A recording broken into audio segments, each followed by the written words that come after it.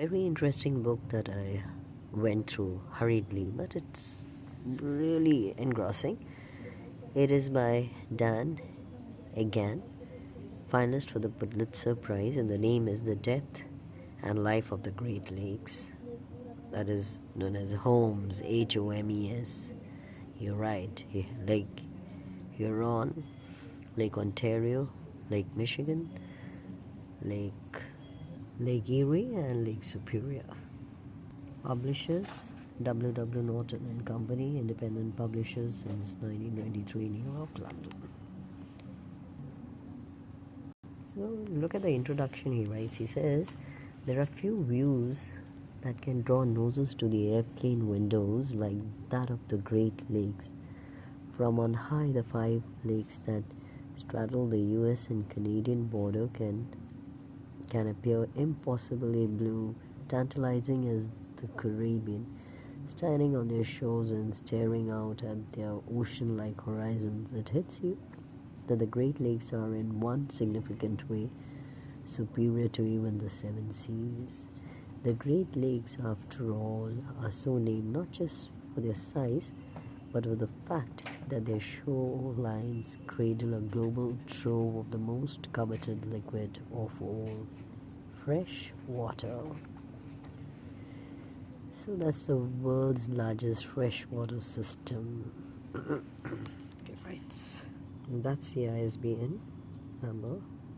And it's written in the science category. So let me just read Grantham Prize for Excellence in Reporting on the Environment Special Merit Citation from there.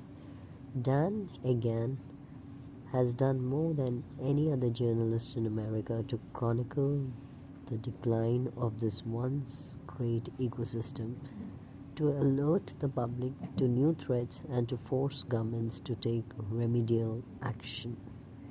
And in praise for the book, you have Deborah Blum, the author of The Prisoner's Handbook, write, in this beautifully vivid portrait of the Great Lakes, Dan Egan explores one of America's most essential ecosystems, reminding us that its story, one of both harm and hope, is ultimately our own. Then you have Alex Kotlowitz, author of There Are No Children Here. Dan Egan's book is the story of our war against ourselves. With narrative flair, Egan tells the story of how we can be so short-sighted and negligent when it comes to something as wondrous and essential as our Great Lakes, and yet so industrious and inventive in trying to undo our mistakes.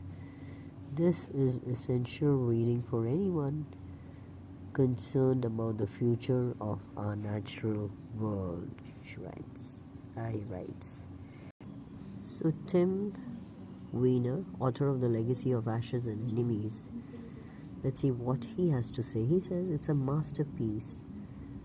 Dan Egan's epic story, how we've nearly killed the Great Lakes and how we might save them, is one of those rare books that can change the world. Rachel Carson's Silent Spring sparked a national revolt against toxic pesticides, and he hopes that this work of his could help save the world's biggest body of fresh water. In praise, Tom Zoellner, the author of Uranium, writes, a blend of masterful reporting and elegant writing. This is the best book yet written about the liquid heart of the continent, he writes. In the notes, he writes, the book is the sum of more than a decade of reporting for the Milwaukee Journal Sentinel, where I have covered the Great Lakes as my full-time beat since 2003. The job has taken me across the Great Lakes and thousands of miles beyond their shores to places as far-flung as the Red Rock Desert of Utah and the wilds of Tasmania and the western cliffs of Ireland. He writes, in my early years covering the lakes, I was not reporting and writing with an eye on someday turning the material into a book. He writes that changed in 2011 after a fellowship at Columbia's University, during which I enrolled in a book writing seminar that required preparing a book proposal. I put the material covered in several major series I had written for the newspaper into what was for me a logical order, a rough form of a book.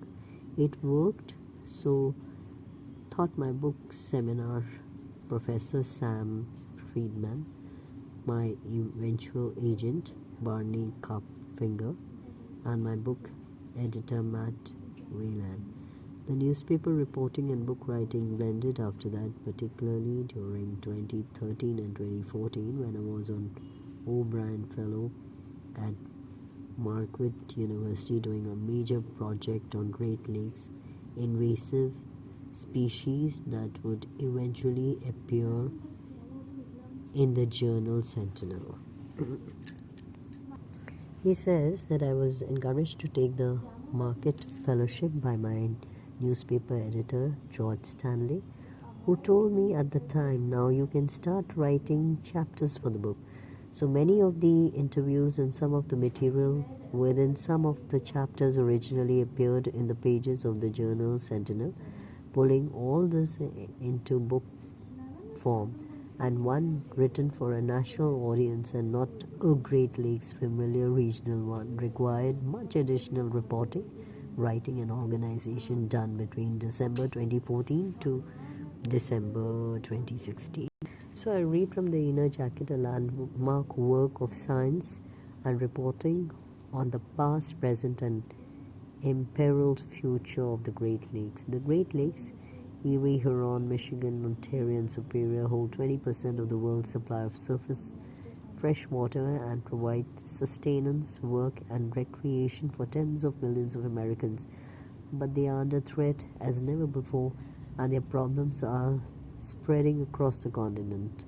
The Death and Life of the Great Lake is a prize-winning reporter, Dan Egan's compulsively readable portrait of an ecological catastrophe happening right before eyes, blending the epic story of the lakes with an examination of the perils they face and the ways we can restore and preserve them for generations to come. For thousands of years, the pristine Great Lakes were separated from the Atlantic Ocean by the roaring Niagara Falls and from the Mississippi River Basin by the subcontinent divide. Beginning in the late 1800s, these barriers were circumvented to attract ocean-going freighters from the Atlantic and to allow Chicago's sewage to float out to the Mississippi.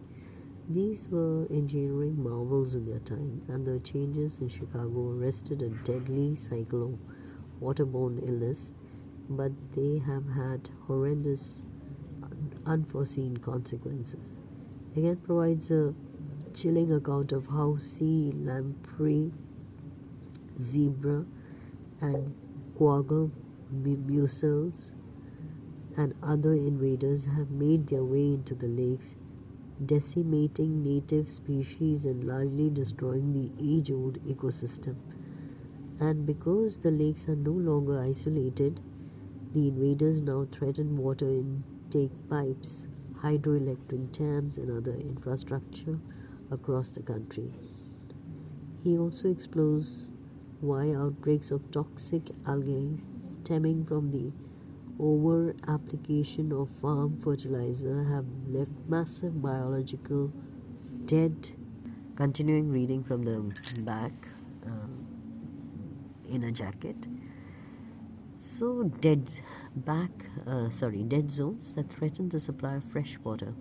He examines fluctuations in the level of the lakes caused by man-made climate change and overzealous dredging of shipping channels, and he reports on the chronic threats to siphon off Great Lakes water to slake drier regions of America or to be sold abroad.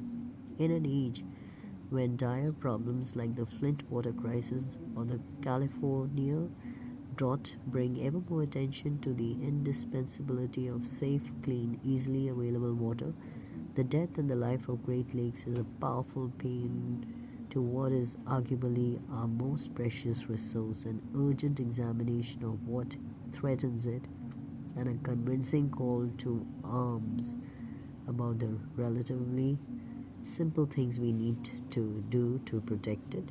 That's his photo. And the jacket design, he's a reporter at the Milwaukee Journal Sentinel, and he lives there with his wife and children. The jacket designed by Eric White, and the photograph by Justin, and printed in the United States of America. A fascinating read for sure. Grab a copy and enjoy reading.